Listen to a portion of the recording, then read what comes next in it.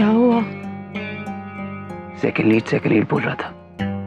एक डायलॉग भी नहीं है तेरा, एक्स्ट्रा बना दिया तुझे। वेट तो करो, इंटरवल से पहले पूरा सॉन्ग है मेरा। Just wait and watch. देखता हूँ, अगर नहीं आया ना तो छोड़ूंगा नहीं साले को। चुप करो, सब लोग सुन लेंगे। सर जी, मूवी तो अच्छी चल रही है।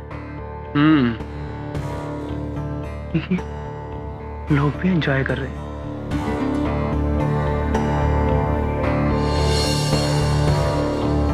लेकिन प्रोड्यूसर साहब खुश नहीं है ना। वो तो बैठे हुए वहां अकेले मुंह लटका के। नहीं सर जी, रिलीज का टेंशन होगा और आप टेंशन मत लीजिए, एकदम रिलैक्स हो जाइए क्योंकि अपनी पिक्चर तो हिट है।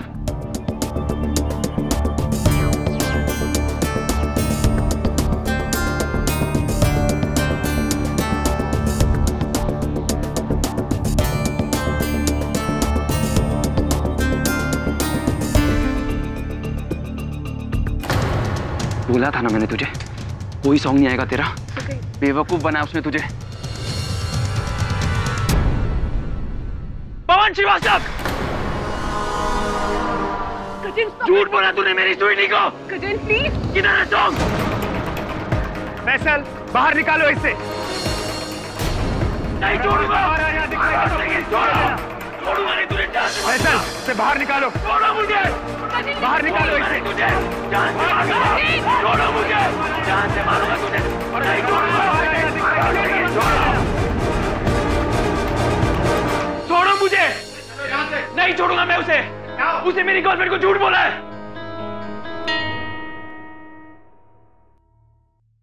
पागल हो गए तुम?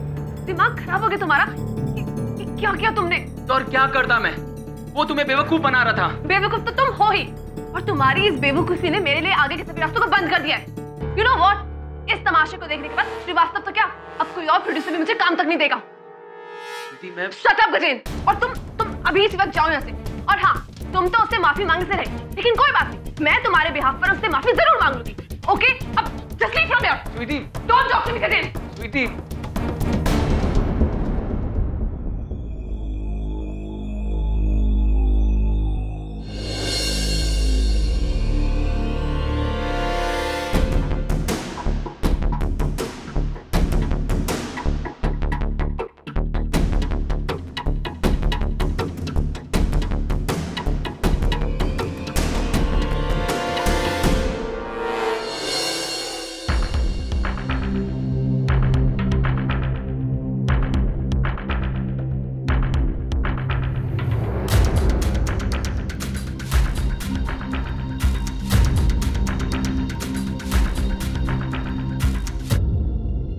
सर जी, ये प्रोड्यूसर साहब अकेले क्यों बैठे हैं?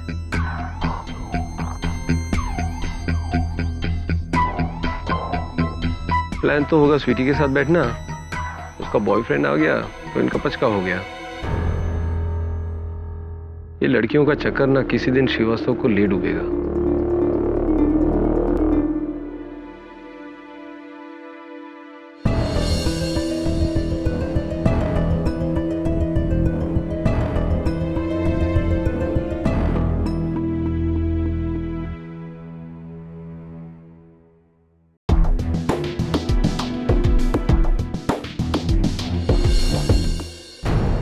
पर सर जी, वो कौन है? कौन? अरे मरेगा साला। श्रीवास्तव साहब ने कहा था किसी को मेरे नजदीक आने मत देना। पर सर वो कर क्या रहा है?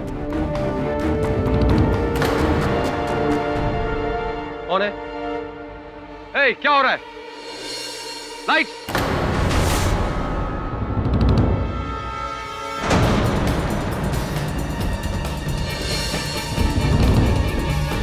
सर ये वही है जो झगड़ा कर रहा था, वही है सर ये। फैजल, पकड़ो उसे। पवन जी, अरे इसने पवन जी का खून कर दिया इसने।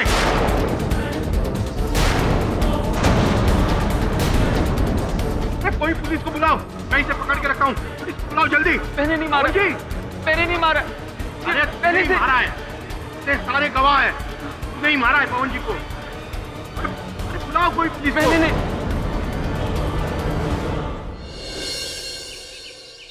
वरुण मेरे दोस्त, एक बहुत ही खूबसूरत केस आ रहा है हमारे पास। खूबसूरत केस? हाँ खूबसूरत केस, तकरीबन 5 फीट 6-7 इंच हाइट, सर पे shades, short dress, high heels. खूबसूरत case.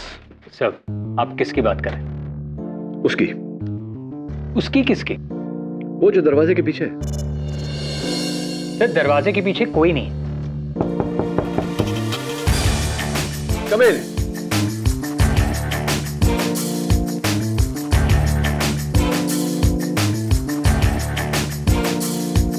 Mister KD Pathak. Hi, may I call you sweetie? Please come in Sweety.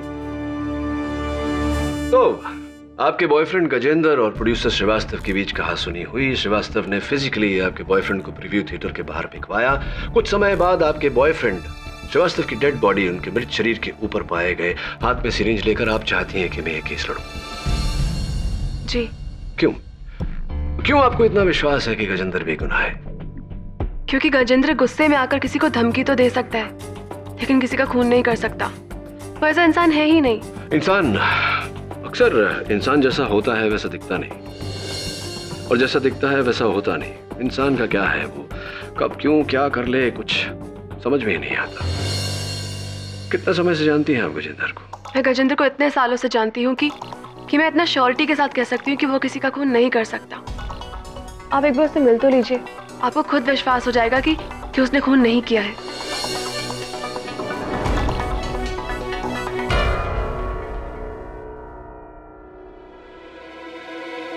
Okay. Sir इसके बारे में आपको कैसे पता चला? अखबार में केस की रिपोर्ट छपी है, और ये केस इतना विचित्र है कि कोई वकील इसे लेना नहीं चाहता। कौन बचा? केडी पाठक। केडी साहब, मैं सिर्फ इतना कह सकता हूँ कि मैं स्वीटी से बहुत प्यार करता हूँ, और ऐसा कोई काम नहीं करूँगा जो मुझे उससे दूर ले जाए। और आप ही सोचिए, अगर मैं उन्हें मारना चाहता तो सबके सामने झगड़ा कर कर अपने लिए मुसीबत क्यों मोल लेता? गए क्यों थे श्रीवास्तव के घर? क्या करने गए थे? मुझे बाद में अपनी गलती का एहसास हुआ, और स्वीटी के खातिर मैं उनसे माफी मांगने गया। वहां जाकर जब मैंने देखा,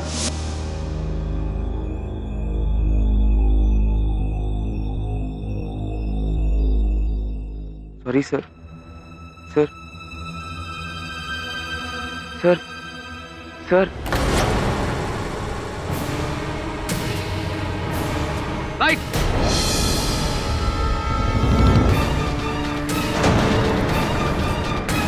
उनके गले में सिरिंज अटकी हुई थी, वो मर चुके थे। मैं सिरिंज निकाल ही रहा था, उतने में लोगों ने मुझे पकड़ लिया। सर प्लीज मेरा यकीन कीजिए, मैंने उन्हें धमकी जरूर दी, लेकिन मैं किसी का खून नहीं कर सकती। मुझे हिंसा से सख्त नफरत है। जज साहब, सुंदर तो नहीं कहूंगा, लेकिन हाँ ये बहुत ही सिंपल सा केस है। प्रोड्यूसर पवन श्रीवास्तव की फिल्म के प्रीव्यू के दौरान मुलजिम गजेंद्र वर्मा ने सबके सामने अपने गुस्से की आवाज में प्रोड्यूसर श्रीवास्तव को जान से मारने की धमकी दी।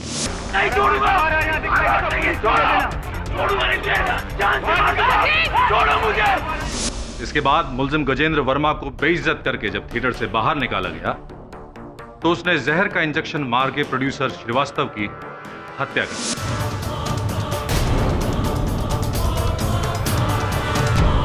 जैसा गजेंद्र एक केमिस्ट रह चुका है, वो अच्छी तरह से जानता है कि कौन सा जहर कितनी मात्रा में दिए जाने से इंसान की तुरंत मौत हो सकती है। और सबसे खास बात यह है जज साहब कि गजेंद्र वर्मा को सिरिंज के साथ रंगे हाथों पकड़ने वाले एक नहीं बल्कि कई लोग।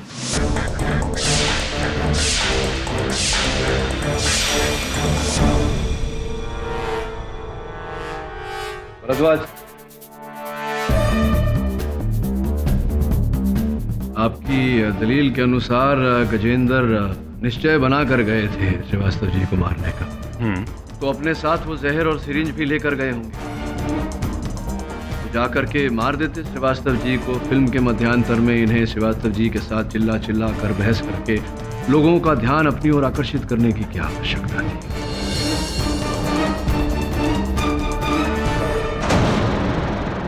केडी साहब, ये तो आप और आपका क्लाइंट गजेंद्र ही बेटर जानता होगा। बहरहाल ये भी हो सकता है कि जब गजेंद्र को बेइज्जत करके बाहर निकाला गया तो वो जहर और सिरिंज लेकर आया होगा और प्रोड्यूसर श्रीवास्तव को मार दिया होगा। होने को तो कुछ भी हो सकता है भरद्वाज साहब, लेकिन ऐसा हुआ नहीं है। और पुलिस जांच के अनुसार गजेंद्र ने थिएटर के आसपास किसी भी केमिस्ट से किसी भी प्रकार का जहर या कोई सिरिंज नहीं खरीदी। मुद्दा ये नहीं है केडी साहब कि गजेंद्र जहर और सिरिंज घर से लेकर आया या केमिस्ट।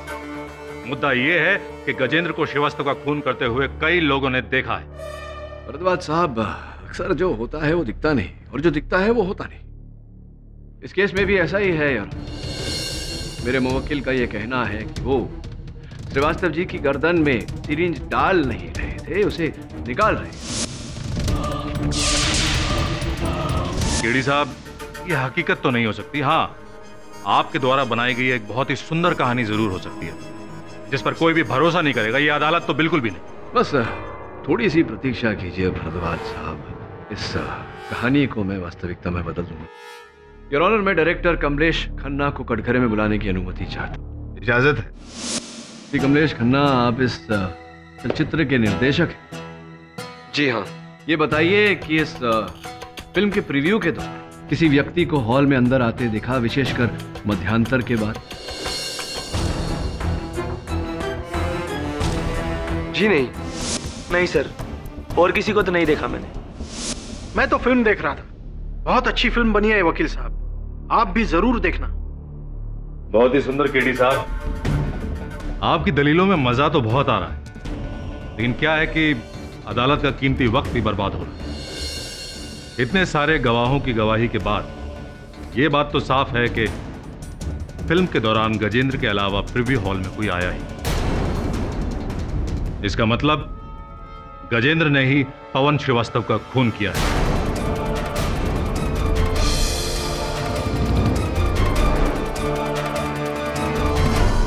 इतनी जल्द नतीजे पर पहुंचने से पहले भरद्वाज साहब जरा सोच लीजिए कि ये किसी मासूम की जिंदगी का सवाल है।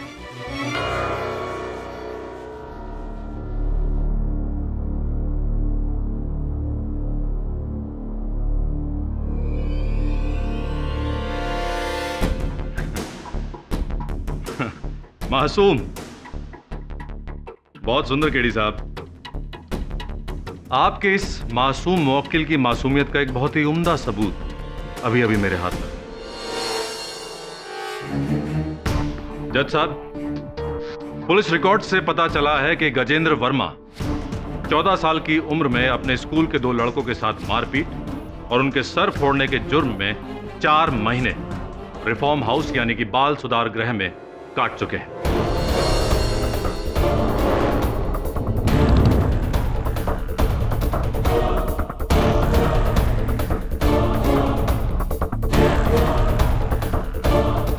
और उससे भी सुंदर बात यह है कि बाल सुधार गृह से निकलने के बाद भी जनाब सुधर नहीं पाए। सर प्लीज मेरा यकीन कीजिए, मैंने उन्हें धमकी जरूर दी, लेकिन मैं किसी का खून नहीं कर सकता। मुझे हिंसा से सख्त नफरत है।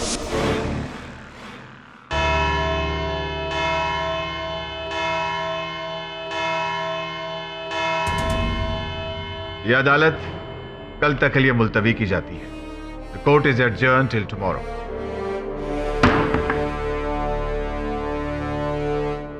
हर कोई जानता है जितना मैं हिंसा से नफरत करता हूं उससे कहीं ज्यादा झूठ से नफरत है मुझे। क्या सोचकर झूठ बोला तुमने मुझे गजेंद्र? क्या कहा था तुमने? हिंसा से मुझे नफरत है। ये सब क्या था जो कोर्ट में बताया? सर मैंने आपसे कभी झूठ नहीं कहा। हाँ, बचपन में नादान में मुझसे गलती हो गई थी, जिसकी सजा मैंने 4 महीने रिफॉर्म हाउस में रहकर बिताए। ये 4 महीने मिले नर्स से भी बदतर थे। रिफॉर्म हाउस से बाहर निकलते ही मैंने डिसाइड कर लिया कि मैं कभी हिंसा का सहारा नहीं लूंगा। तो प्लीज मेरा यकीन कीजिए, मैंने खून नहीं किया। और कुछ है, कोई बचपन की बात या जवानी की बात जो तुमने मुझे बताई ना हो? प्लीज बता दो। नहीं सर, और कुछ भी नहीं। तो श्रीवास्तव यहाँ बैठा था और श्रीवास्तव के इर्द गिर्द बाकी के लोग बैठे थे इन सीट्स पर। अगर इनमें से कोई श्रीवास्तव की तरफ बड़ा होता, थैंक यू, तो इन लोगों में से उसे अवश्य किसी ने देखा होता। बाहर इन दरवाजों से कोई अंदर आया होता, तब भी यहाँ बैठे लोगों में से किसी ने उसे देखा होता, जैसे कि गजेंद्र को देखा। अगर इंटरवल के बाद ऑडिटोरियम में बाहर से कोई आया नहीं, किसी ने किसी को आते हुए देखा नहीं, तो फिर श्रीवास्तव की हत्या की किसने? सर, हो सकता है इनमें से कोई एक झूठ बोल रहा हो।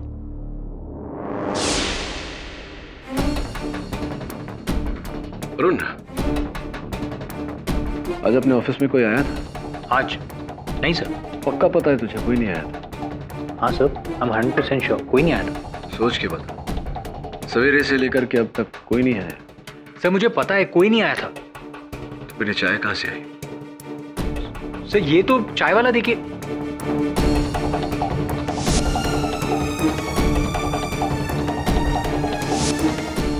एग्जैक्टली।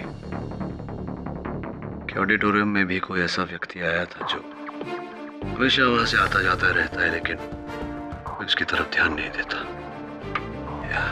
सुनील, आप उस थिएटर में अशर हैं, प्रवेशक हैं। जी सर।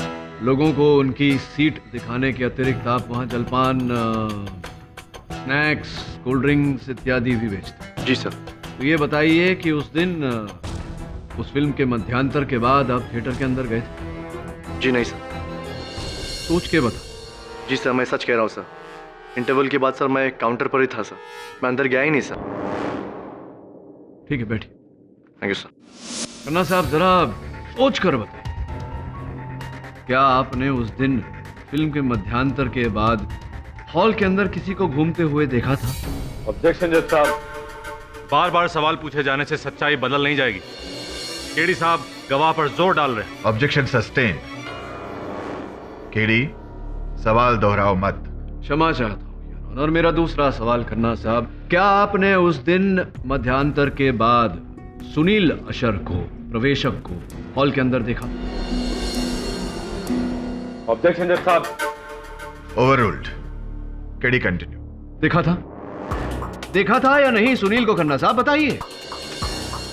केरी साहब, सच बताऊं तो मैं इतना नर्वस था कि होश में नहीं था। उस वक्त अगर अशर हुआ भी तो मैंने नोटिस नहीं किया। आप नर्वस थे, आपने नोटिस नहीं किया? जी हाँ, बैठिए। जी, थैंक यू। नहीं सर, मैंने अशर को कहीं नहीं देखा। हाँ सर, मुझे याद आ रहा है, उस दिन इंटरवल के बाद अशर वहां पर आया था। एक्चुअली सर, उस दिन इंटरवल में जो कुछ भी हुआ उसे देखकर मेरी जान सूख गई थी।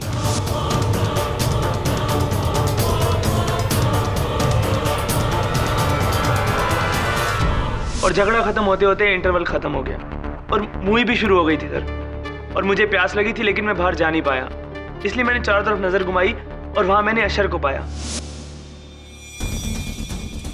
हेलो, अजीब आदमी, लेकिन उसने मेरी तरफ ध्यान नहीं दिया और चला गया।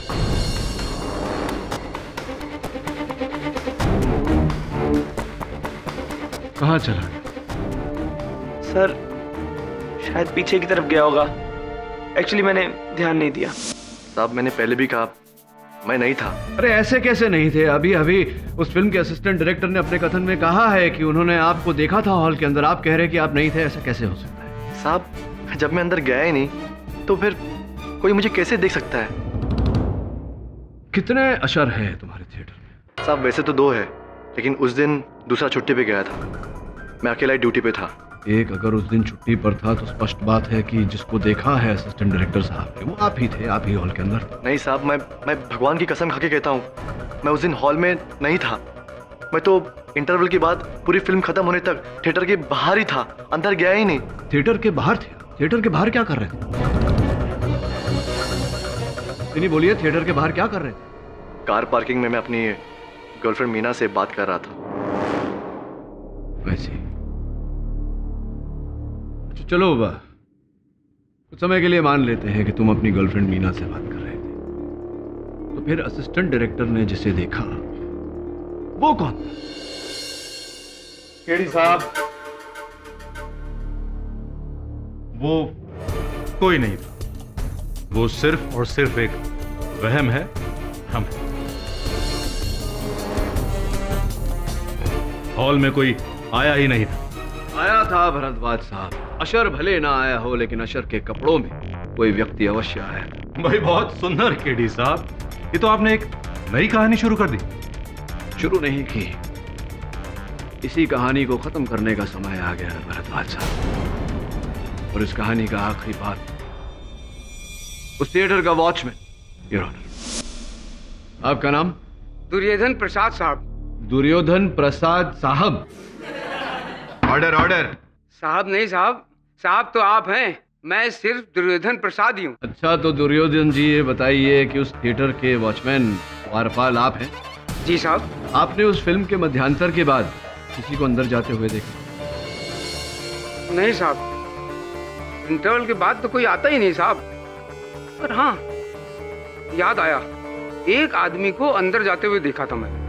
तुम्हें कैसे मालूम है कि वो बाहर का आदमी था? क्योंकि वो आदमी थिएटर से बाहर आया ही नहीं, क्योंकि आया था तो इंटरवल के बाद ही आया था। और ये बात आप इतने विश्वास के साथ कैसे कह सकते हैं? साहब, वो आदमी इंटरवल खत्म होने के बाद अपनी गाड़ी में आया और गाड़ी हॉल के बाहर उसने पार्क कर दी। जब मैंने उससे कहा गाड़ी अंदर पार्क कर दो, तो वो मुझे अंग्रेजी में सेटअप करके चला गया। और ये जो आदमी इंटरवल के बाद अंदर घुसा था, ये बाहर कभी आया? इसे बाहर आते देखा? नहीं साहब, मैं उस समय चाय पीने को चला गया था। इस व्यक्ति का हुलिया कैसा? कैसा क्या मतलब? दिखता कैसा था वो? साहब, जैसे सब लोग दिखते हैं, हम आप वैसे ही था। नहीं, मेरा मतलब है व्यक्ति का कद, उसकी ऊंचाई कितनी थी? अरे जैसे सबकी होती है वैसे ही थी, हमारी और आप जैसी। अच्छा ये बताओ कि जिस व्यक्ति को तुमने इंटरवल के बाद अंदर जाते हुए देखा था, किस रंग के कपड़े पहने थे उसने? कमीज किस रंग की पहनी थी? रंग तो अरे हर आदमी वही रंग पहनता है, जैसे आप पहने और मैं पहनता हूँ, वैसे ही रंग था। मेरे या आप? मतलब दोनों की तरह, आप जैसा और मेरी जैसा। ये बताइए कि जिस रंग की कमीज उस व्यक्ति ने पहनी थी, क्या यहाँ अदालत में किसी ने उस रंग की कमीज पहनी है? क्या वकील साहब, सबने एक जैसे कपड़े पहने, जैसे आपने और मैंने। God, you colour blind. Your honour, दुर्भाग्यवश ये कलर ब्लाइंड है, इन्हें रंगों की पहचान नहीं, किंतु मुझे पूरा विश्वास है कि जिस व्यक्ति को इन्होंने मध्यांतर के बाद थिएटर में जाते हुए देखा था, वही हत्यारा है। जज साहब, केडी साहब इस अदालत का वक्त बर्बाद कर रहे हैं। अरे जिस आदमी को रंगों की पहचान ना हो, जो आदमी किसी का होलिया ठीक से बयान तक ना कर सके, उस आदमी की बात का यकीन कैसे किया जा सकता है? भरद्वाज साहब, ये कलर ब्लाइंड है, पागल नहीं। आपका कहना बहुत सुंदर है केडी साहब, लेकिन ये भाई साहब कलर ब्लाइंड है, ये राज तो अभी खुला है। इनके बारे में और ना जाने कितने राज खुलने बाकी हैं। जज साहब, इस आदमी की गवाही पर भरोसा नहीं किया जा सकता। Excuse me KD sir. Your honour, अनुमति चाहता हूं। इजाजत है।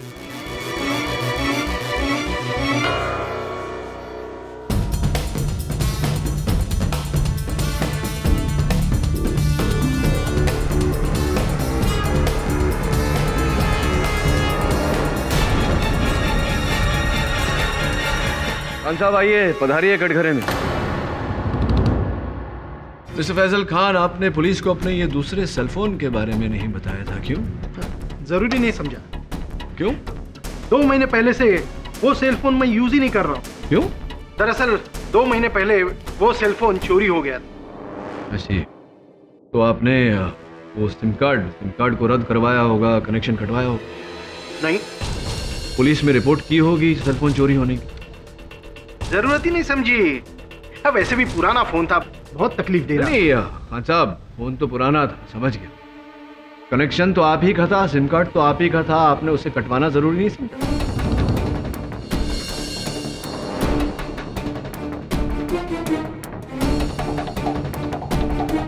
आप जानते हैं आपके उसी सिम कार्ड से पिछले 2 महीने में कितने फोन किए गए?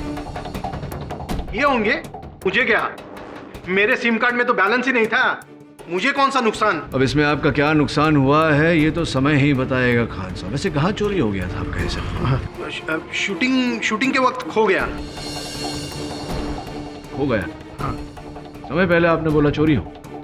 किसी ने निकाल लिया होगा या कहीं पॉकेट से गिर गया होगा, मुझे क्या पता। सर जी, आपको शूटिंग के टेंशन के बारे में कुछ पता नहीं, जान हलक में अटकी रहती है। साहब, केडी साहब इस आदमी के दूसरे सेलफोन के बारे में पूछ के पता नहीं क्या प्रूव करना चाहते हैं। केडी, आपको इस आदमी पे शक है? योर ऑनर, मुझे तो शक भरद्वाज साहब पर भी है। मतलब क्या आपका? मतलब ये भरद्वाज साहब की मुझे शक है कि आप मुझे भटकाने की कोशिश कर रहे हैं, लेकिन योर ऑनर मैं ये साबित कर दूंगा कि खान साहब के खोए हुए सेलफोन या चोरी किए गए सेलफोन और इस हत्या के केस के बीच गहरा ताल्लुक है। Your honour, the defence request for a 2-hour interview. यह अदालत 2 घंटे के लिए स्थगित की जाती है।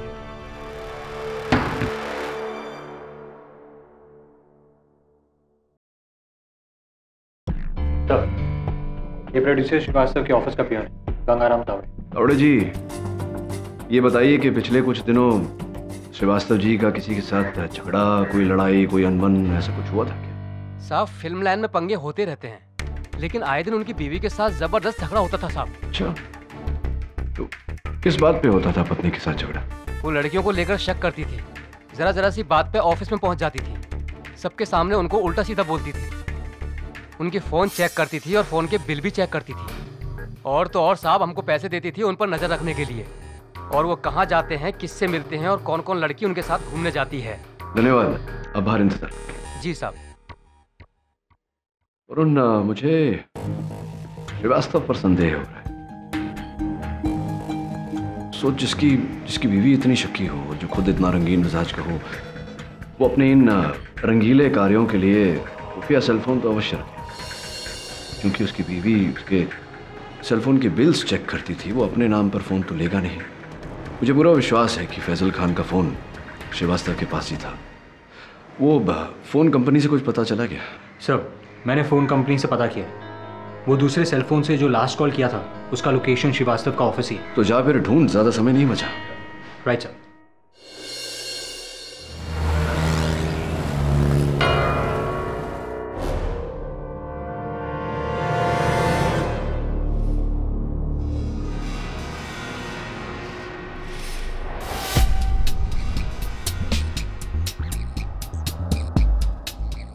साहब जल्दी कीजिए।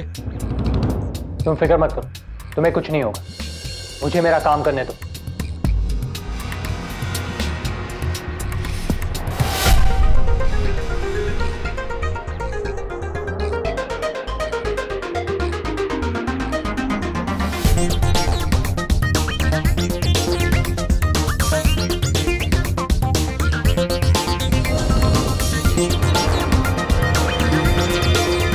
साहब जल्दी कीजिए, नहीं तो मेरी नौकरी चली जाएगी अगर किसी ने देख लिया तो। वहीं पे खड़े रहो।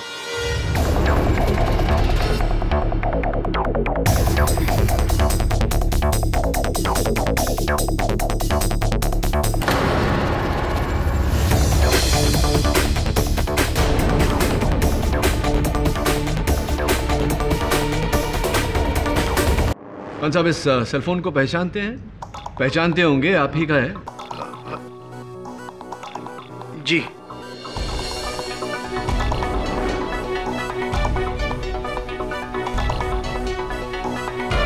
हकीकत यही है सर कि ये सेल नंबर मेरा है ही नहीं। श्रीवास्तव साहब ने मेरे नाम पे ये नंबर लिया था।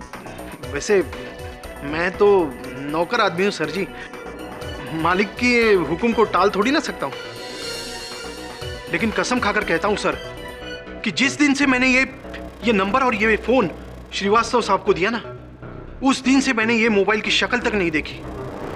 अब आज ही देख रहा हूं। योर ऑनर, इस सेलफोन से पिछले 2 महीने में हर रोज लगातार एक ही नंबर पर कॉल्स किए गए, और वो नंबर सुरभि सक्सेना का है। सुरभि सक्सेना को जानते हैं? हाँ, अब सुरभि सक्सेना।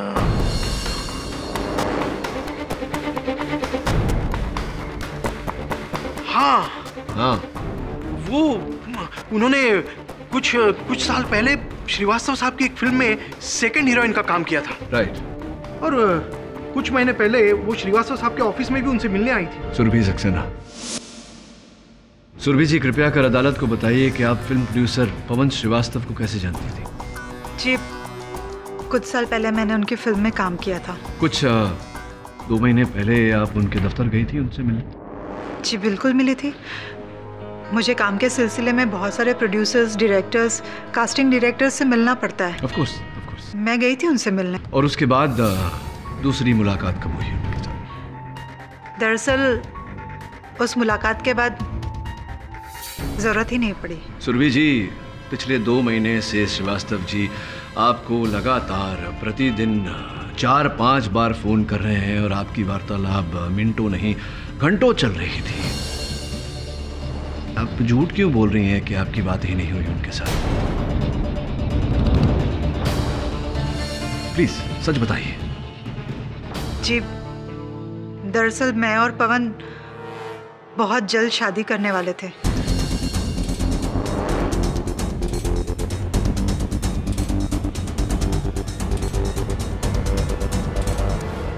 ये 2 महीने पहले ही आप उनसे मिली और इतने कम समय में प्यार हुआ, शादी तक बात पहुंची।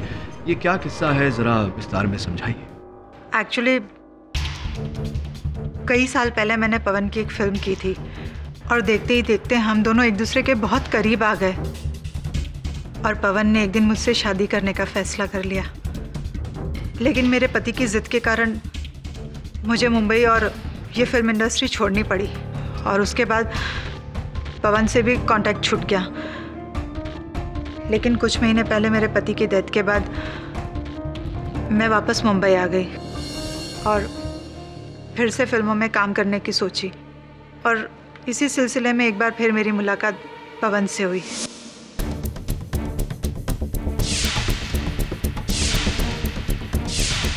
और इस फिल्म की रिलीज के बाद पवन अपनी बीवी को तलाक देकर हमारी शादी अनाउंस करने वाले थे।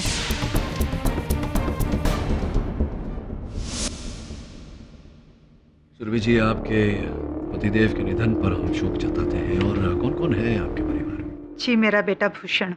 भूषण को आपके इस विवाह से कोई आपत्ति या कोई एतराज तो नहीं? नहीं, बिल्कुल नहीं। इनफैक्ट भूषण और पवन एक दूसरे को बहुत पसंद करते थे। तो इस समय क्या व्यस्तता है आपके सुपुत्र की, क्या करते हैं? जी, वो एक NGO रन करता है। अभी ब्लड डोनेशन कैंप में बिजी है। He is a social worker.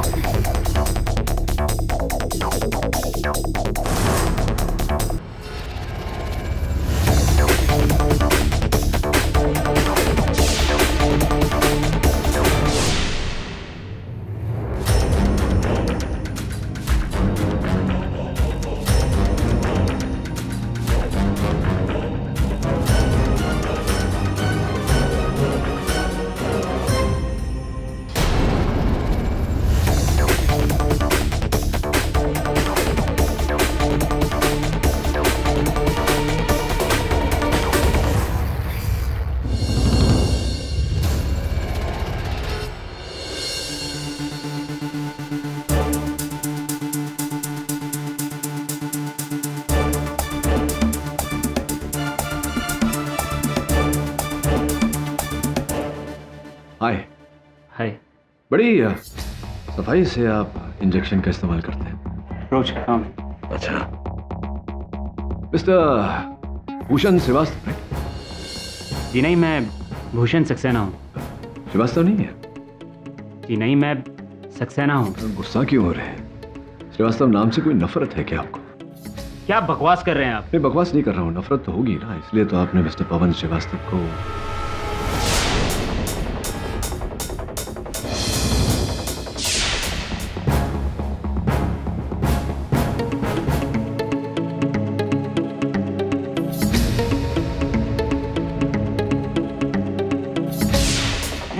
जाइए, मुझे और भी काम है।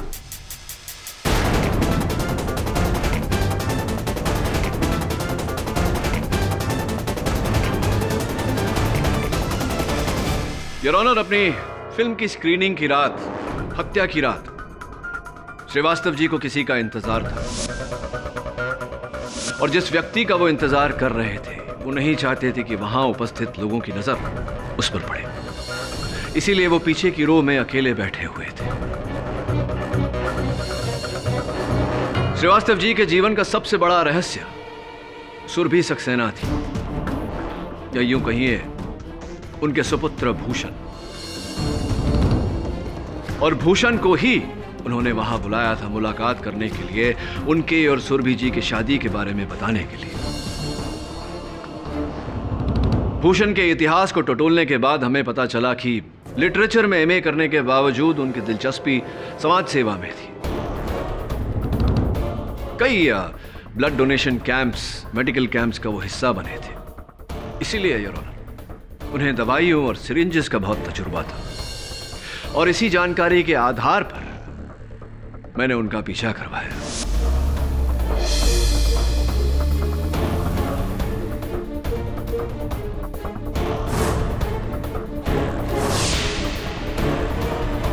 मेरे सहायक वरुण भूषण की गाड़ी की डिक्की में से उस थिएटर के प्रवेशक का ये यूनिफॉर्म मिला, जिस यूनिफॉर्म को पहनकर भूषण ने श्रीवास्तव जी की हत्या की थी।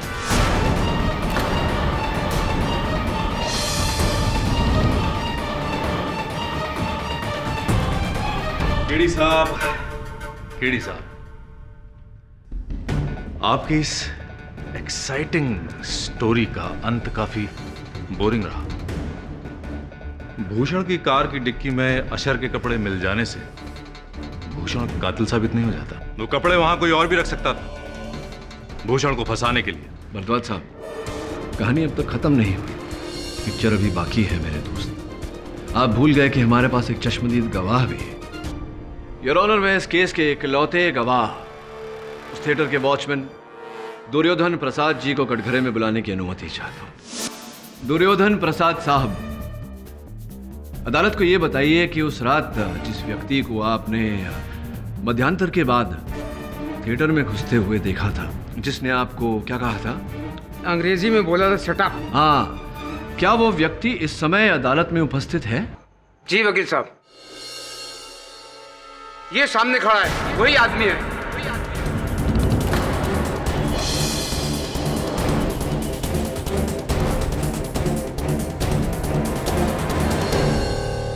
योर ऑनर, जब से मेरी माँ ने उस पवन श्रीवास्तव से शादी करने का फैसला लिया था, तभी से मेरे दिल में नफरत का बीज पनपने लगा।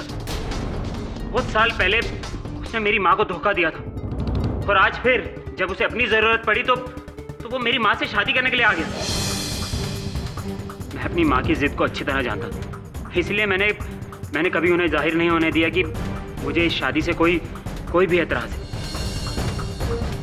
लेकिन दिल ही दिल में मैं उसके लिए नफरत बढ़ाता जा रहा था और ये नफरत की इंतहा थी कि जब मुझे पता चला कि इस फिल्म के बाद श्रीवास्तव और मेरी माँ अपने संबंधों को दुनिया के आगे जाहिर करने वाली, और तभी मैंने सोच लिया कि इस फिल्म की स्क्रीनिंग के बीच में ही मैं उसे खत्म कर दूंगा। श्रीवास्तव ने मुझे इस फिल्म की स्क्रीनिंग के लिए बुलाया था। मैं आया तो था, लेकिन इंटरवल के बाद। अरे साहब जी, वो आपने गाड़ी बाहर पार्क कर दी है। साहब, जगह अंदर बहुत है, अंदर खड़ी कीजिए ना। शराब अंग्रेजी में शराब।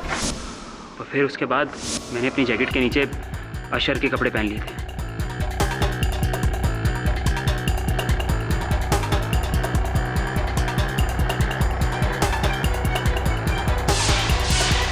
अंधेरे में मैं श्रीवास्तव के पास पहुंचा। इससे पहले कि श्रीवास्तव कुछ समझ पाता, मैंने उसके गले में इंजेक्शन उतार दिया। जैसा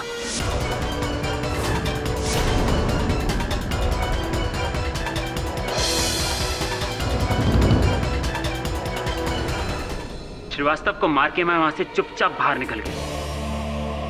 और फिर योर ऑनर गजेंद्र ने श्रीवास्तव जी को वहां देखकर उनकी गर्दन से वो इंजेक्शन निकाला। उसी समय डायरेक्टर खन्ना वहां आ गए और उन्होंने शोर मचाया।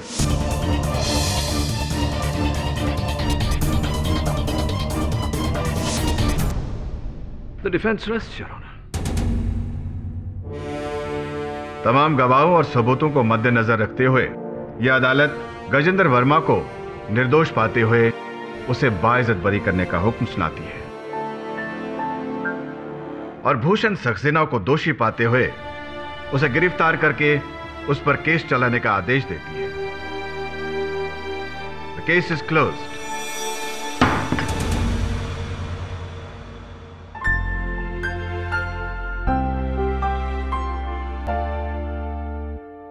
हाँ भरद्वाज साहब, कैसा लगा इस कहानी को हकीकत का रूप लेते देख? मजा आया या नहीं? हाँ, बहुत ही सुंदर ढंग से लकी रहे केडी साहब। अच्छा, अगर वो अशर के कपड़े जला देता तो आप कभी भी उस तक पहुंच नहीं सकते थे। बहुत पुरानी कहावत है भरद्वाज साहब कि गुनहगार कोई ना कोई चूक अवश्य करता है, बस ढूंढने वाले की नजर चाहिए। जो चुप रहेगी जुबान है खंजर, लहू बोलेगा आस्तीन का।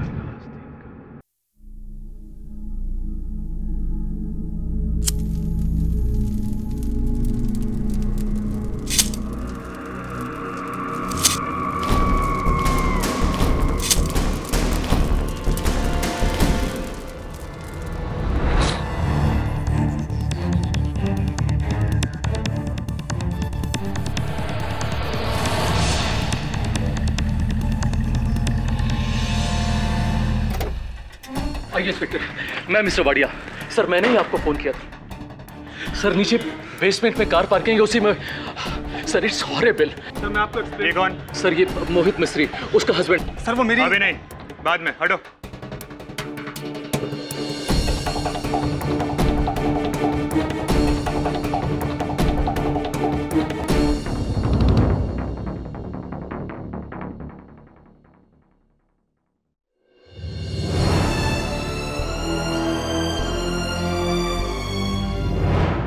सर, वो पार्किंग। चलो।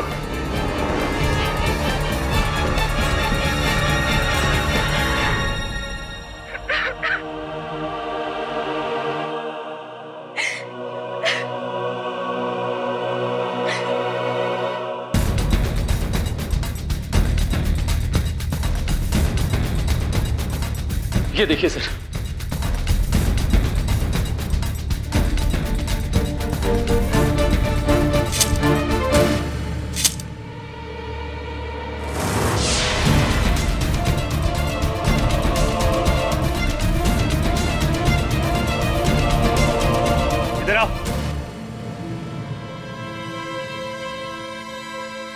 कैसे हुआ ये? सर, वो मेरी वाइफ की कार एक्चुअली। तो तुम नहीं, तुम्हारे बीवी से बात करनी है। जी। स्टीयरिंग पे वही थी ना? जी सर। क्या नाम है उसका? जी, कीर्ति मिस्त्री।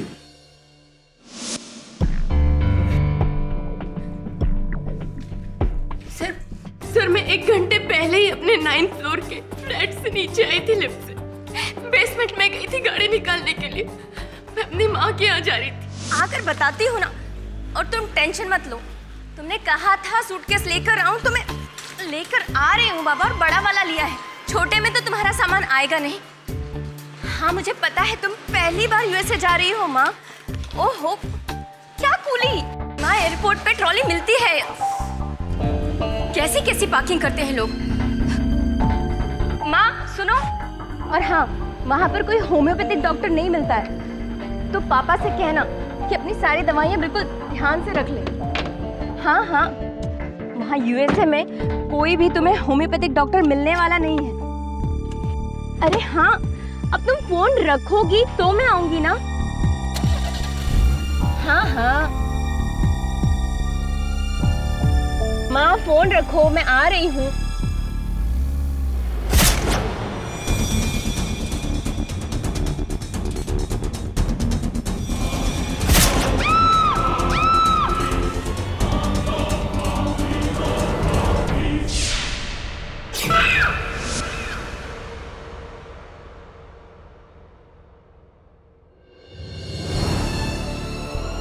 सर मैं सच में नहीं जानती कि रिंकू मेरी गाड़ी के पीछे कब कहां से आ गई।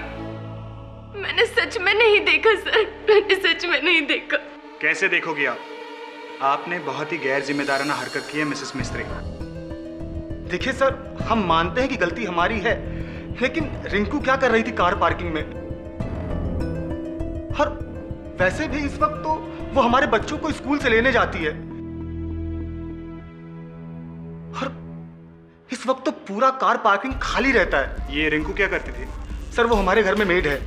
वो ऐसे जो कुछ भी हुआ है आप ही की वजह से हुआ है। तहकीकात तो होगी, आप पुलिस स्टेशन चलिए।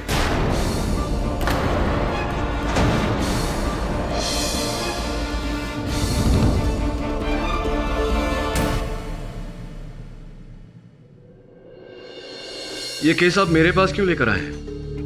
ये तो एक्सीडेंट केस है। मेरे एक मित्र हैं एडवोकेट पंथकी, जो इस तरह के एक्सीडेंट केसेस के स्पेशलिस्ट हैं। आप कहें तो उन्हें फोन कर दूं। अगर ये एक्सीडेंट केस होता तो मैं आपके पास आता ही नहीं मिस्टर पाठक। पुलिस इसे मर्डर कह रही है,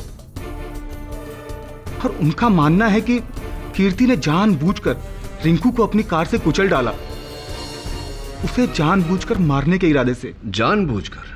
जी हाँ, जानबूझकर। योर ऑनर, मिसेस मिस्त्री ने उनकी मेड रिंकू की जान ली जानबूझकर। कैसे? ये फोटोग्राफ्स प्रूव करेंगे। योर ऑनर, नॉर्मली जब ऐसा कोई हादसा होता है तो मरने वाले के शरीर पर से एक बार गाड़ी गुजर जाती है, लेकिन यहाँ पे रिंकू के मृत शरीर के ऊपर से एक बार नहीं, दो बार नहीं, तीन बार मिसेस मिस्त्री के गाड़ी के टायर्स गुजरे।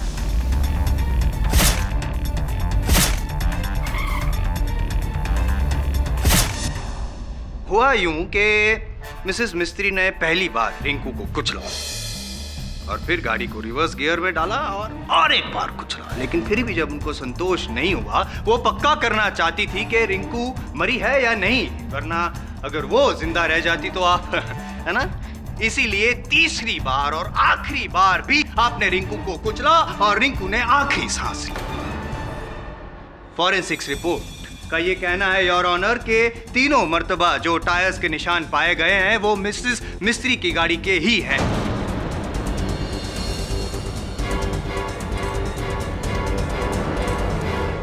तीन बार कुचलना, इस घिनौने अपराध को मैं हादसा नहीं कहूंगा your honour. It is a cold blooded intentional murder. But why? Mean क्यों जायसवाल साहब? मुझे पूरा विश्वास है कि आप अदालत को यह भी बताएंगे कि इस हत्या के पीछे उद्देश्य क्या था। क्यों भला कीर्ति जी ने अपने ही घर के मुलाजिम रिंकू जी की हत्या की, जबकि इन दोनों के बीच में कोई बैर, कोई दुश्मनी नहीं थी, राइट? जी हाँ सर, रिंकू मेरे घर में काम कर बहुत खुश थी। वो पिछले 6 सालों से मेरे यहाँ काम कर रही थी, बल्कि वो हमारे परिवार का एक हिस्सा थी, हिस्से की तरह थी, हमारे परिवार जैसी थी। फैमिली के हिस्से की तरह थी, और शायद फैमिली का हिस्सा बनना भी चाहती थी। चौंकी आप? बताऊंगा, धीरे धीरे सब बताऊंगा, लेकिन पहले दिखाऊंगा फुटेज। योर ऑनर, इनकी बिल्डिंग की लिफ्ट में जो सीसीटीवी कैमरा लगे हुए हैं उनका एक फुटेज मैं यहाँ पे दिखाना चाहूंगा, जहाँ पे रिंकू इनके बच्चों को स्कूल से पिकअप करने के लिए ठीक दोपहर को 1:15 बजे आखिरी बार नीचे उतरी और फिर ऊपर। आइए देखते हैं पाठक साहब फुटेज।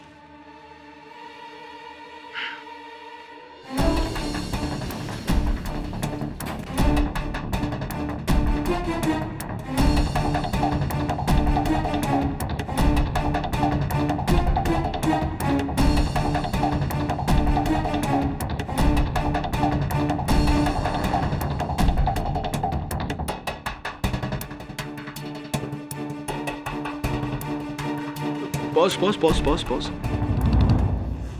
योर ऑनर, मैं मिस्टर वाडिया को कटघरे में बुलाने की अनुमति चाहता हूं। इजाजत है। ये वीडियो देखा आपने मिस्टर वाडिया? जी। आप ही थे रिंकू के साथ लिफ्ट में? जी हाँ। मैंने देखा कि जब आप रिंकू से बात कर रहे थे, डर रही थी, घबरा रही थी, और फिर विशेषकर यहाँ वो देखिए, जब आपने रिंकू को काट देने का प्रयास किया तब वो एकदम से डर के पीछे हटी।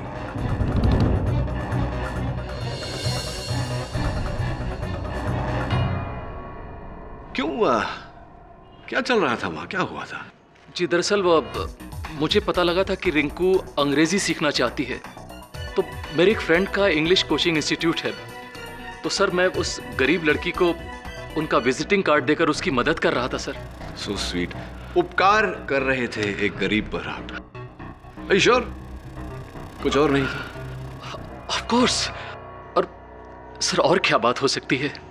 वैसे भी गाड़ी मेरी नहीं थी सर, गाड़ी इनकी थी। करेक्ट मिस्टर पाटिया, करेक्ट। और वैसे भी केस आपके खिलाफ नहीं है, क्यों मिस्टर पाठक? इनके खिलाफ है, और इनके खिलाफ मेरे पास और भी कई सबूत हैं। जैसे कि इन दोनों के लिफ्ट में से बाहर निकलने के बाद ठीक 20 मिनट बाद, हाँ, आप 20 मिनट बाद आप भी लिफ्ट से नीचे उतरती हैं, बेसमेंट में जाती हैं अपनी कार की, और फुटेज देखना चाहेंगे? पाठक साहब, control before it gets out of control.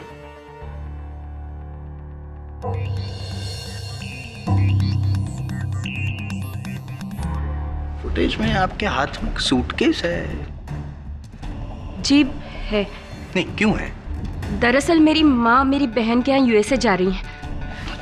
मैंने अपने बयान में पहले भी कहा है कि उन्होंने मुझसे सूटकेस मांगा था, बस वही देने जा रही थी।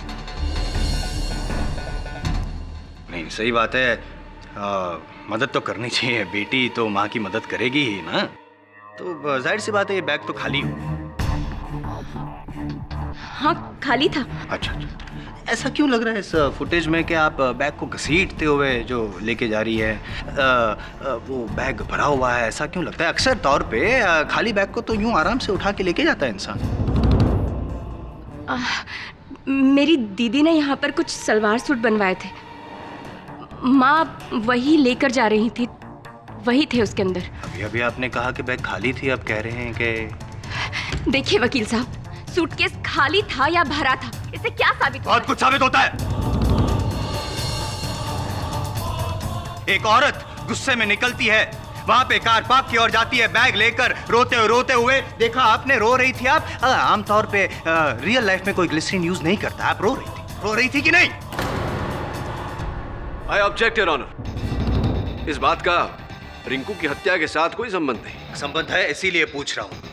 Your honour, please. Overruled. You may proceed, Mr. Jaiswal. Thank you.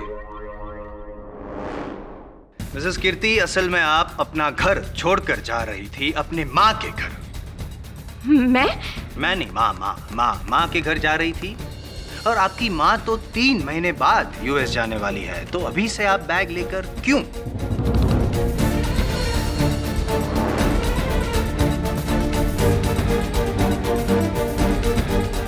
Sorry, don't mind, but I am getting a bit personal. बताइए ना क्या हुआ था कीर्ति जी?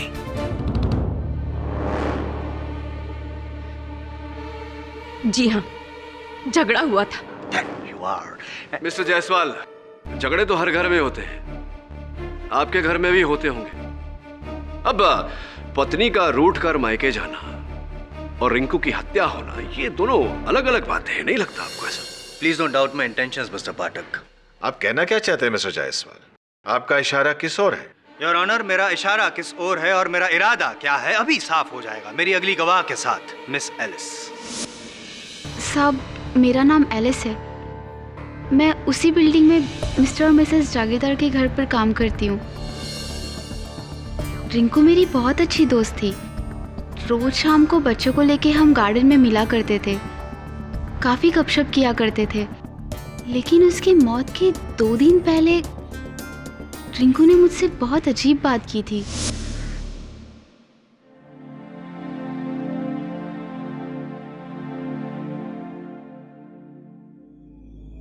रिंकू, क्या छुपा रही है? दिखा ना। हाय ला, ये तो सोने का है ना? हाँ। किसने दिया? तेरे बॉयफ्रेंड ने? नहीं रे। बोल ना, वो मलाडोला सुरेश ही है ना? नहीं बाबा। तो फिर? ये मुझे मेरे साहब ने दिया। इतना महंगा गिफ्ट देता है तेरा साहब? देख, मेरी मालकिन को नहीं पता है। अगर उनको पता लग जाएगा ना तो मेरे को और मेरे साहब को बहुत प्रॉब्लम हो जाएगा। तू मेरी दोस्त है इसलिए मैं तुझे बोल रही हूँ। तू बताना मत किसी को। हाँ, और वो बात मैंने कभी किसी को नहीं बोली, लेकिन अब रिंकू के मरने के बाद मैं बोल रही हूँ। बहुत सही जगह पे बोल रही हैं आप एलिस। क्या ये वही चेन है? सही योर ऑनर, मार्केट में इसका वैल्यूएशन करवाया हमने, करीबन 12,000 की ये चेन है। अब मिसेस मिस्त्री अगर रिंकू को ये चेन देती 12,000 वाली तो अब भी समझ में आता, लेकिन आपने इतना महंगा चेन रिंकू को तोहफे में दिया, बात कुछ हजम नहीं हुई।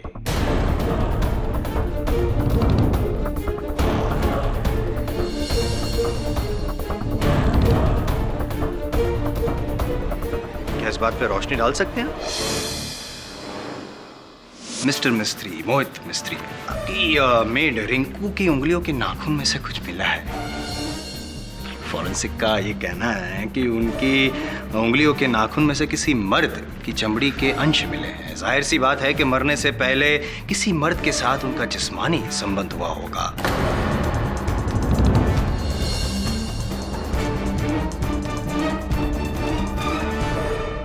इसीलिए वो जो चमड़ी के अंश मिले हैं रिंकू की नाखून में से, राइट? क्या पता चला कि वो डीएनए किसका है? नहीं और ऑनर, इसकी जांच हो रही है, लेकिन मुझे यकीन है कि वो जो सैंपल्स है मिस्टर मिस्त्री के साथ जरूर मैच होंगे। देखिए, मैं मानता हूं कि वो चैन मैंने रिंकू को दी थी, लेकिन इसके पीछे मेरा कोई गलत इरादा नहीं था। और प्लीज आप लोग इस बात को किसी गलत तरीके से ना लें।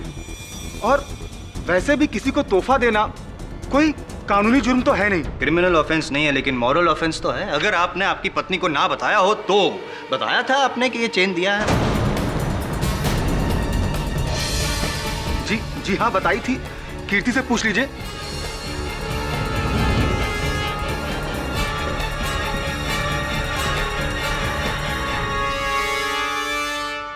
जी हाँ वकील साहब, मोहित ने मुझे ये बात बताई थी और आप सब लोगों को गलतफहमी हुई है कि मोहित और रिंकू का कोई अफेयर था। इनफैक्ट ये चेन तो मैंने ही रिंकू के लिए सिलेक्ट की थी। हाँ। अच्छा, करेक्ट। दोनों को पता था, आपको भी पता था, तो एलिस ने क्यों अभी कहा कि ये बात आपको ना बताए वरना गजब हो जाएगा? मैं क्या जानूं ये बात? लेकिन मैं जानता हूं। क्या आप जानती थी कि आपके पति मोहित का अफेयर था आपकी चहेती मेड रिंकू के साथ? आप नाराज थी इस बात से, आप अपने पति के साथ लड़ी झगड़ी, लेकिन जब वो नहीं माना तो आप अपना सामान लेकर निकल पड़ी घर की ओर जाने के लिए अपनी गाड़ी से, और जाते जाते उस रिंकू को भी कुचल गई अपनी गाड़ी से।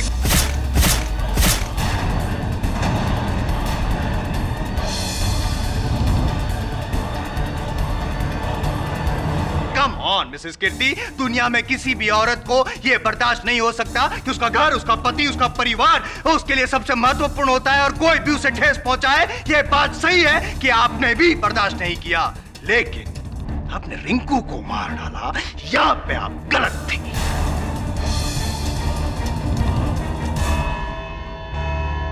यह अदालत अगली सुनवाई तक के लिए मुलतवी की जाती है। क्या लगता है सर, मोहित का अफेयर उसकी मेड रिंकू के साथ था? पता नहीं वरुण, लेकिन रिंकू को लेकर कोई तो बात है जो मिस्टर और मिसेस मिस्त्री हमसे छिपा रहे हैं। पुलिस और प्रोसिक्यूशन को पता चले उससे पहले हमें पता लगाना होगा। पर कैसे सर?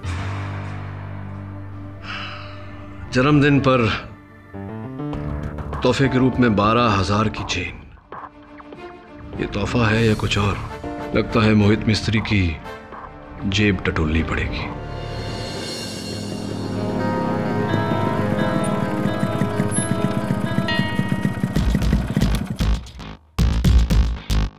शिफाली, मैं तुम्हें बाद में कॉल करता हूँ।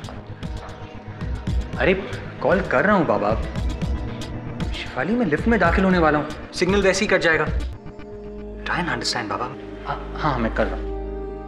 आप तो मिस्टर केडी पाठक के साथ काम करते हैं ना? जी हाँ, मेरा नाम वरुण है। अच्छी। मिस्टर मिस्त्री से मिलने आया रिंकू की डेथ के सिलसिले में।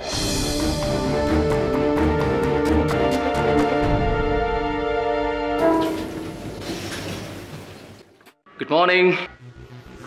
Nice dress. अब फोन कॉल।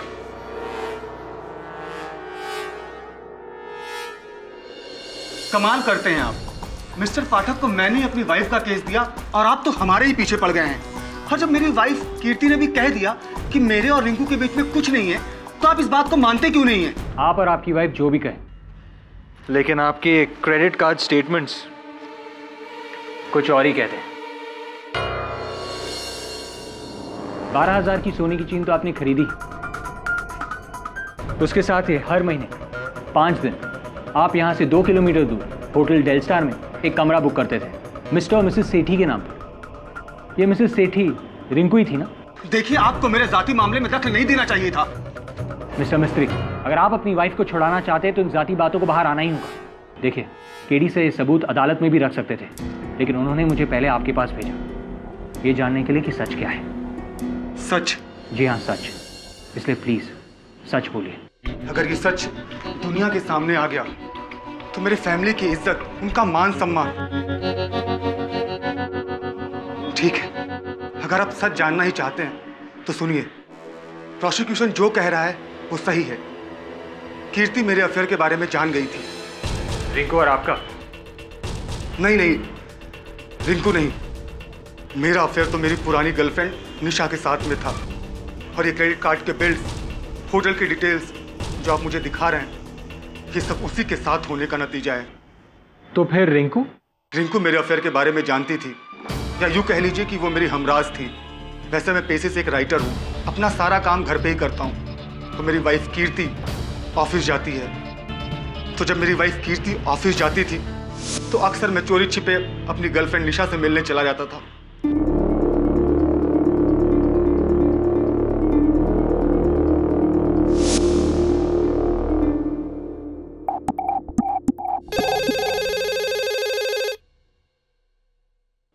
जी दीदी, साहब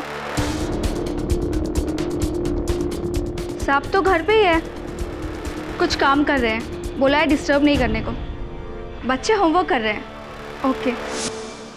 तो वो सोने की चेन उसके हमराज होने की कीमत थी? एग्जैक्टली। रिंकू मेरे अफेयर के बारे में जानती थी और वो कीर्ति को कभी कुछ ना बताए, इसलिए मैंने उसको वो दी थी। लेकिन एक दिन कीर्ति ऑफिस से जल्दी आ गई और उससे हकीकत का पता चल गया।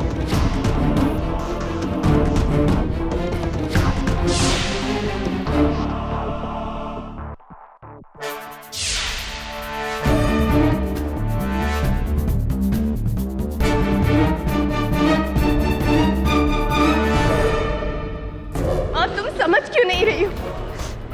मैं घर आ रही हूँ बस। नहीं, मोहित ने जो किया है उसके बाद मैं उसके पास एक पल भी नहीं रह सकती। वो तुम्हारे समझाने से भी नहीं समझेगा। तुम देखो माँ, तुम मुझे अभी कुछ भी मत बोलो। नहीं माँ, मोहित ने मेरा दिल तोड़ा है, मेरा घर तोड़ा है। मैं अब यहाँ नहीं रहूंगी। मैं आ रही हूँ माँ। क्यों रुकूं मैं जब वो समझना ही नहीं चाहता? नहीं माँ, मैं आ रही हूँ, बोलो ना। क्यों? वो मेरा भी घर है। मैं बस आ रही हूँ। बाय।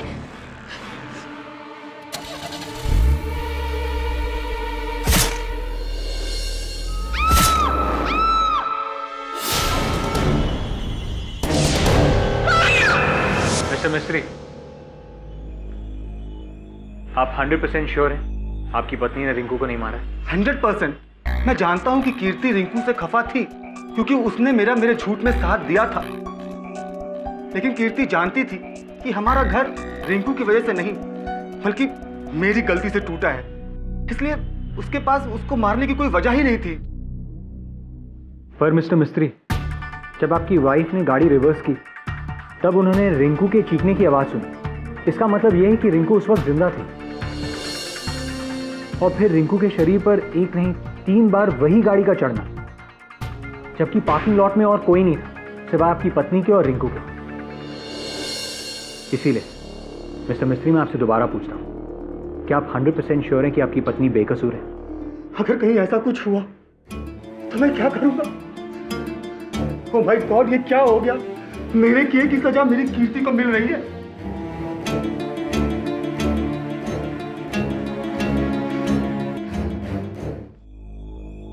रिंकू के बारे में ये पता चला है कि वो ज्यादातर मिसेस मिस्त्री के फ्लैट में ही रहती थी। मिसेस मिस्त्री के बच्चों को स्कूल से लाने जाती थी, उन्हें गार्डन लेकर जाती थी और कभी कभी मार्केट जाती थी। एलिस के सिवा उसकी और कोई दोस्त नहीं थी और ना ही कोई दुश्मन। अगर ऐसा है वरुण, फिर उसे कोई क्यों मारना चाहेगा? कौन मारना चाहेगा? एक काम कर, वो लिफ्ट के सीसीटीवी का फुटेज लगा।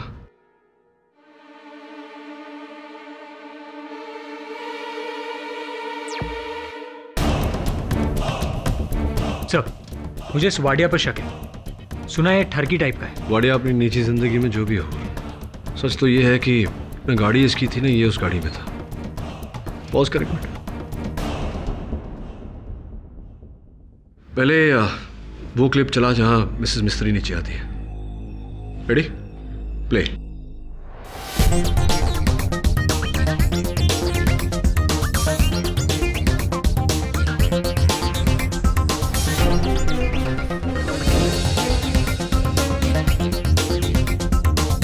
Okay pause. 1 minute 10 second. अब वो इसमें वाडिया और रिंकू है। रेडी? प्ले।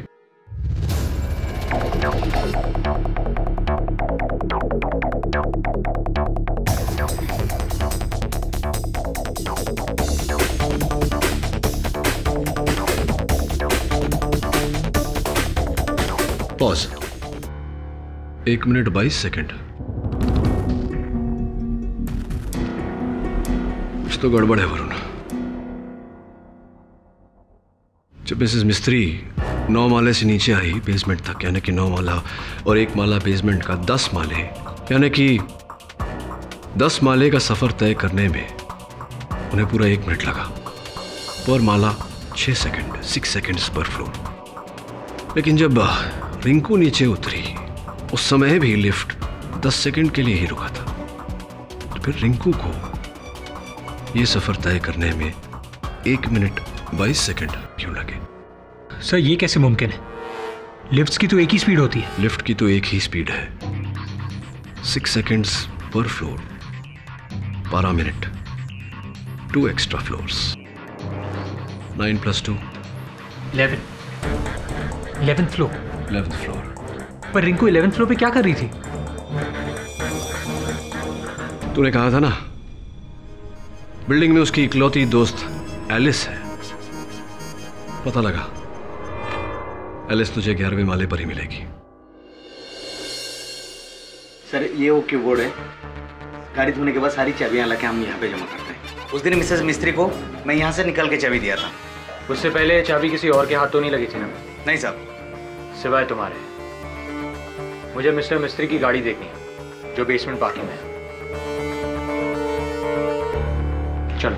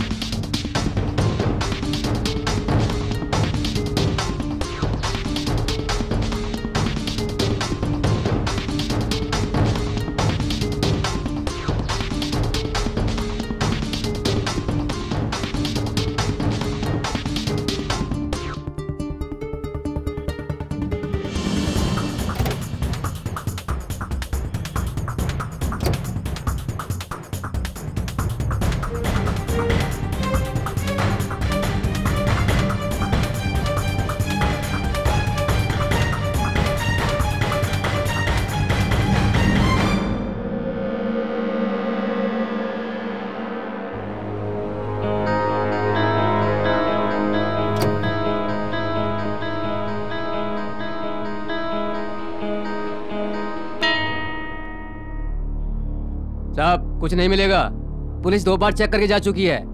मिसेज मिस्त्री के निशान के सिवाय कुछ नहीं मिलेगा। हाँ, फिर तो तुम्हारा निशान भी नहीं मिलेगा। अरे मैं बहाना नहीं बना रहा, मैं सच में कह रहा हूँ। लिफ्ट है। अरे शिफाली, मैं क्यों नहीं तुमसे बात करना चाहूंगा? शिवाली मैं तुमसे बाद में बात करता हूँ। Bye bye bye bye bye.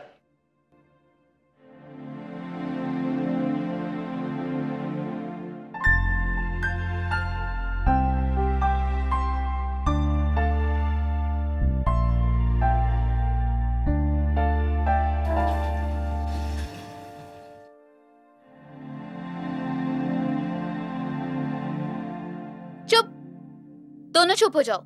अगर मस्ती करोगे तो आइसक्रीम नहीं मिलेगी। तुम एलिस हो ना, रिंकू की दोस्त? जी, आप मिस्टर मिस्त्री के घर आए ना उनसे मिलने? नहीं, मुझे 11th फ्लोर पे जाना है। वहाँ कौन रहता है? वहाँ तो मेरा घर है, मेरी मेम साहब का। और 3 फ्लैट्स हैं मगर 2 खाली हैं। तीसरे फ्लैट में कौन रहता है? मिस्टर वाडिया। आप तो मिले होंगे ना, बिल्डिंग के सेक्रेटरी। ओ हाँ। क्यों, क्या हुआ सर? नहीं, कुछ नहीं, thank you.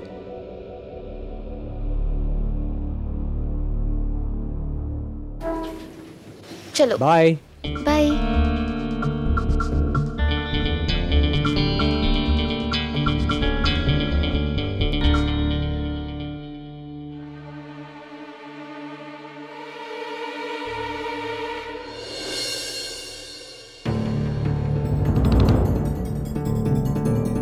Yes mister Wadia, मुझे आपसे रिंकू के बारे में कुछ पूछना था। मुझे जो कुछ कहना था मैं कोर्ट में कह चुका हूँ। देखिए मुझे कुछ और पूछना। जल्दी आओ ना। हे, मैं अभी बिजी हूँ। Goodbye. अरे जी।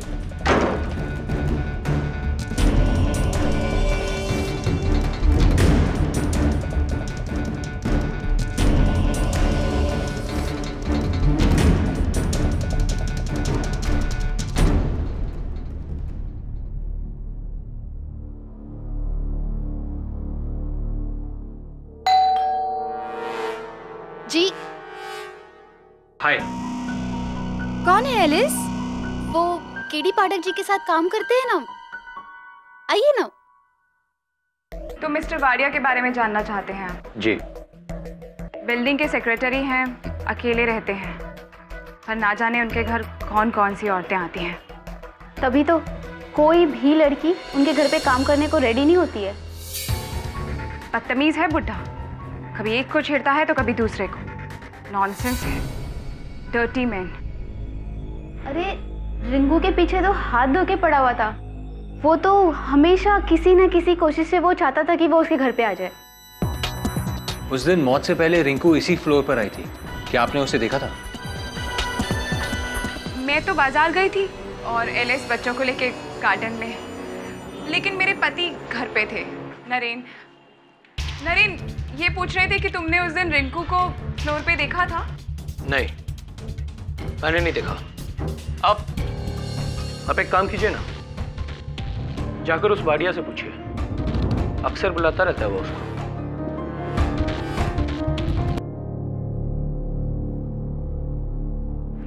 एलिस तुम जाके प्याज काट दो और सब्जी भी बना देना। आप चाय पियेंगे? हाँ।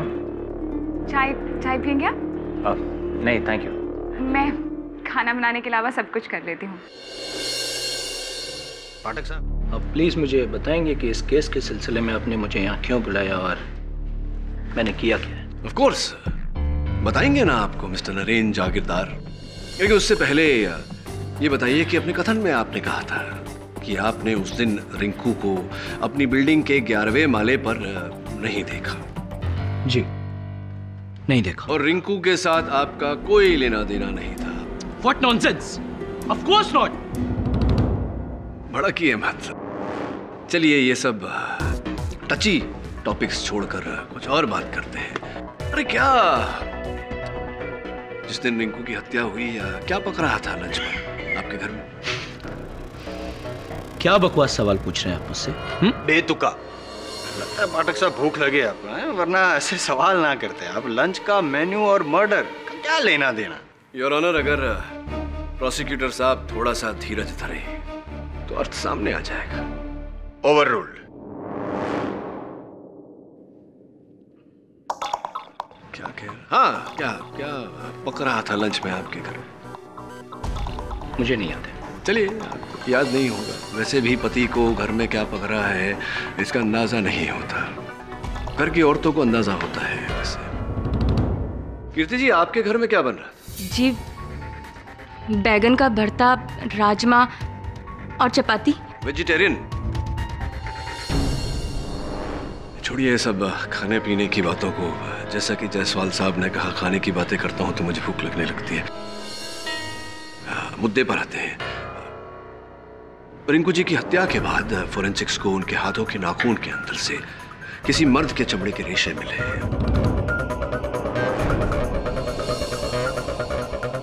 स्पष्ट है कि हमने उन रेशों का डीएनए टेस्ट करवाया तो पता चला कि वो रेशे ना तो मिस्टर वाडिया से मैच हो पाए, ना ही मिस्टर मिस्त्री से। मैं आपसे पूछना चाहूंगा मिस्टर जागीरदार, क्या लगता है आपके अनुमान से किसके साथ मैच हुए होंगे वो रेशे?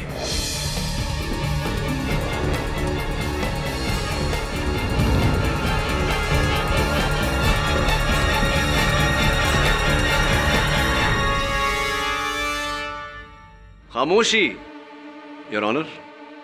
सही जवाब मिस्टर जागीरदार। वो रेशे जो रिंकू के नाखून के अंदर पाए गए, उसका डीएनए मैच आपके साथ हुआ, आपके साथ।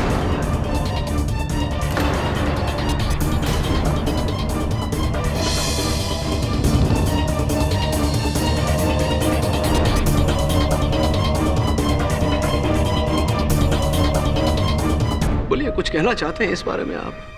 कैसे पहुंचे आपके रेशे रिंकू के नाखून के अंदर? मेरे और रिंकू के बीच में नाजायज संबंध थे।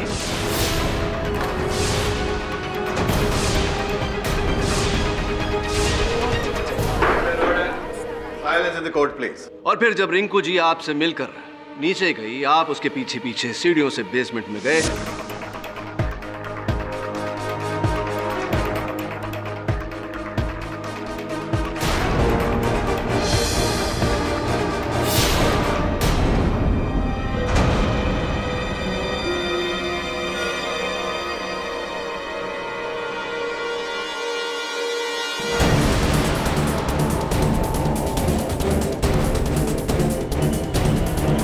आपने कीर्ति जी की गाड़ी ली, 2 बार ठोकर मारी रिंकू को, उसे कुचला गाड़ी के नीचे।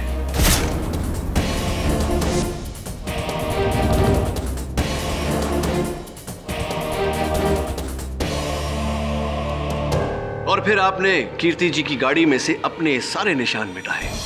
रिंकू की लाश को आपने इनकी गाड़ी के नीचे रखा ताकि ये अनजाने में गाड़ी उस लाश के ऊपर से चला दे और सबको ऐसा लगे कि इन्होंने इनकी गाड़ी से 3 बार रिंकू को कुचला है। वाह वाह वाह वाह, क्या बात है पाठक साहब, अमेजिंग स्टोरी, अमेजिंग। लेकिन लॉजिक का थोड़ा प्रॉब्लम है।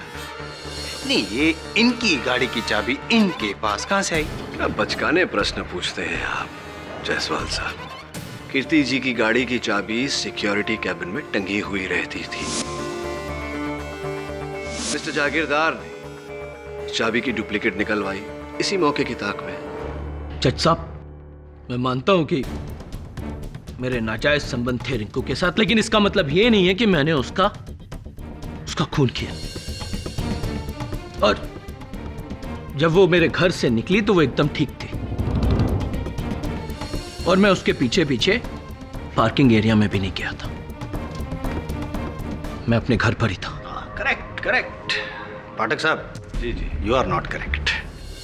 नहीं, क्या थियरी जरा समझाइए ना। अगर मिसेस कीर्ति के नीचे उतरने से पहले मिस्टर जागीरदार ऑलरेडी बेसमेंट में गए थे और उसने रिंकू को कुचल दिया था, इसका मतलब ये हुआ कि जब मिसेस कीर्ति ने गाड़ी रिंकू के ऊपर चढ़ाई तब वो मर चुकी थी। तो मर चुकी थी तो वो चीख कहां से आई?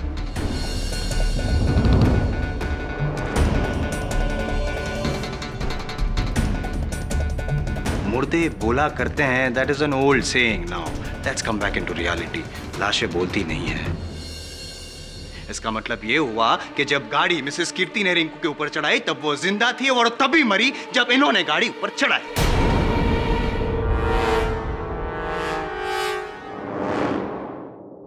मुर्दे बोला करते हैं, that is an old saying, now let's come back into reality. लाशें बोलती नहीं है।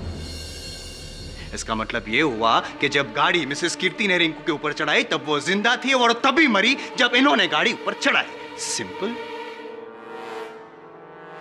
Actually simple. ये जायसवाल साहब, आप आजकल बहुत ही अक्लमंद बुद्धिमानी की बातें करने लगे हैं। कहीं संगत का असर तो नहीं हो रहा? वो जो चीख कीर्ति जी ने सुनी थी वो रिंकू की नहीं थी, क्योंकि रिंकू मर चुकी थी। वो चीख उसकी थी, उस महिला की थी जो वहां पार्किंग में उपस्थित थी उस समय, जो चीखी ताकि कीर्ति जी को यह आभास हो कि इन्होंने किसी को कुचला। और चूंकि आप तो मर्द हैं, महिला तो है नहीं, आप विराजिए, अपनी पत्नी मिसेस नीता जागीरदार को भेजिए यहाँ कटघरे में।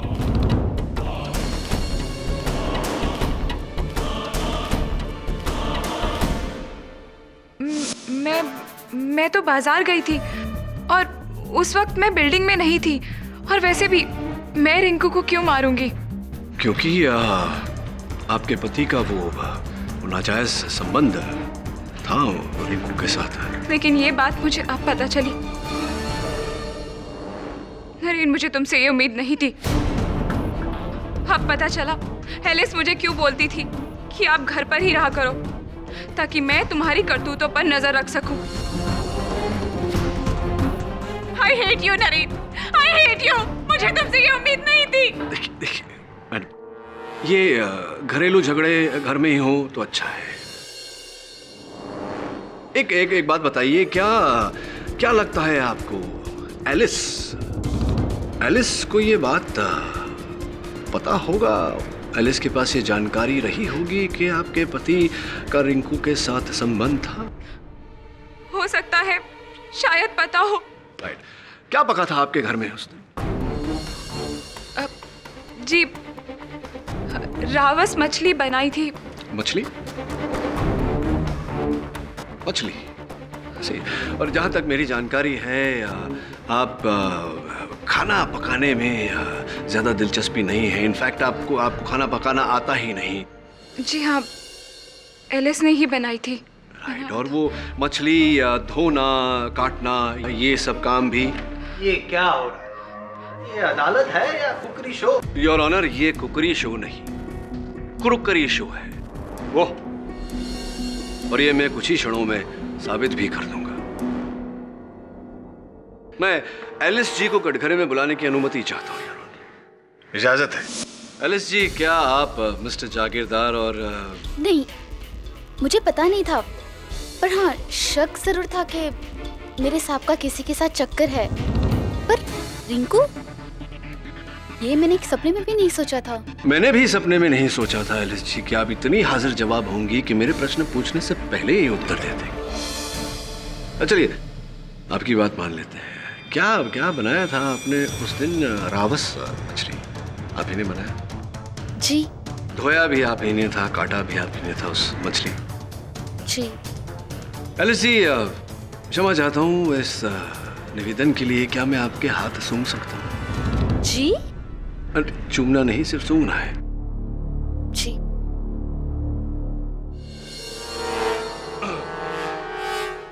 एलिस जी, आप यहाँ अदालत में आने से पहले प्याज, अनियंस काट के आई हैं। जी। यही प्रॉब्लम हो गई आपको।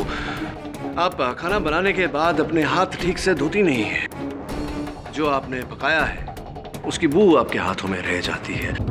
ऐसा ही हुआ उस दिन भी। रिंकू को मारने के बाद आपने कीर्ति जी की गाड़ी में से हर निशान मिटा दिया, किंतु आपके हाथों में जो रावस मछली की बू थी वो इनके स्टीयरिंग पे रह गई, और अब भी इनके स्टीयरिंग पे रावस मछली की बू आ रही है।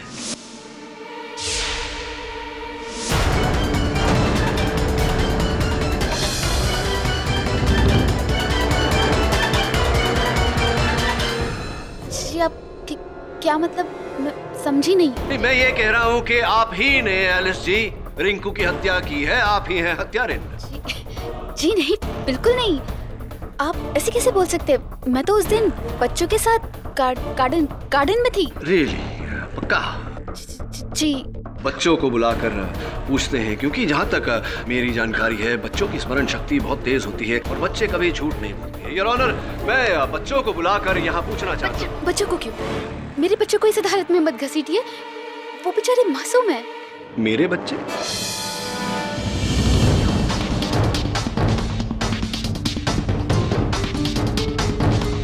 मेरा घर, अपना घर, अपना परिवार। पहले से ही आप अपने आप को जागीरदार परिवार का हिस्सा मानती आई है और अपने इस परिवार की प्रतिष्ठा बनाए रखने के लिए जिसे रिंकू के कारण ठेस पहुंची थी, आपने पहले रिंकू को समझाने की कोशिश की लेकिन वो नहीं मानी। तब आपने ये प्लान बनाया, आप बच्चों को लेकर गई गार्डन में, किसी के सहारे छोड़ा। जो डुप्लीकेट चाबी आपने कीर्ति जी की गाड़ी की बनवाई थी उसे लेकर गई आप पार्किंग में, रिंकू के आने का इंतजार किया और रिंकू के नीचे आते ही आपने उसे गाड़ी के नीचे कुचल दिया। आप मना कर सकती हैं मेरी बात को, लेकिन इसका अर्थ ये होगा कि अगर ये कांड आपने नहीं किया तो ये कांड आपकी मेम साहब नीता जाने। नहीं, नीता मैडम बेकसूर है। मैं नहीं मारा रिंकू, नहीं मारा।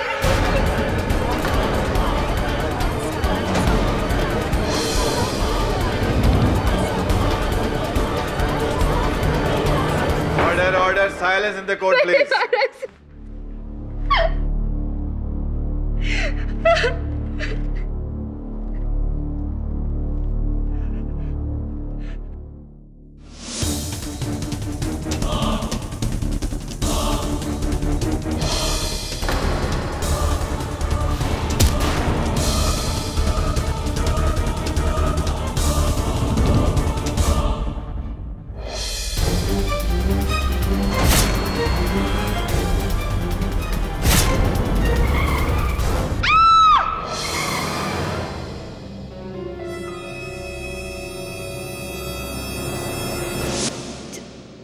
जसवाल साहब ने कहा था कि औरत के लिए सब कुछ उसका घर परिवार होता है और नीता मैडम मेरा घर है, मेरा परिवार है। जो उन्हें तोड़ने की कोशिश करेगा मैं उन्हें नहीं छोड़ूंगी। ये बात मैंने रिंकू को समझाया था लेकिन वो ये चीज समझने को राजी ही नहीं थी। उसको सबक सिखाने के लिए कि जब उसका घर टूटेगा तो उसे कैसा लगेगा, इसलिए मैंने ये सारा चीज किया। और इसीलिए आपने मिस्टर और मिसेस मिस्त्री को शिकार बनाया। कसूर मेरा नहीं था, कसूर रिंकू का था। अगर वो मेरे परिवार को नुकसान नहीं पहुंचाती तो मैं शायद कभी नहीं करती।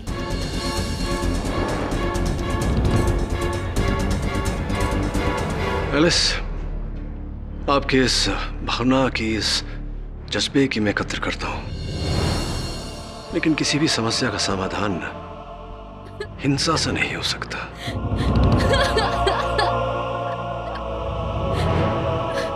Arrest my case, Your Honor. यह अदालत एलिस डिसिल्वा को रिंकू सन्याल के कत्ल में दोषी पाते हुए हिरासत में लेने का हुक्म देती है और कीर्ति मिस्त्री को इस मुकदमे से बाइज्जत बरी करती है। The case is closed. पाठक साहब, अब क्या है यार? क्या पकाया है आपने यार? हाँ। नहीं, इस कच्चे केस को पकाया, जीत गए आप। Congratulation sir. कंग्रेचुलेशन तो मुझे तुम्हें कहना चाहिए। मुझे? हाँ, तुम्हारे उस मछली के मुंह के कारण मैं सत्य तक पहुंच पाया हूँ। वेल डन मालूम। Thank you sir. कभी कभी बच्चा भी अच्छा काम कर जाता है। और भी दिलचस्प कहानी देखने के लिए हमारे चैनल को सब्सक्राइब करें और बेल आइकॉन दबाना न भूलें।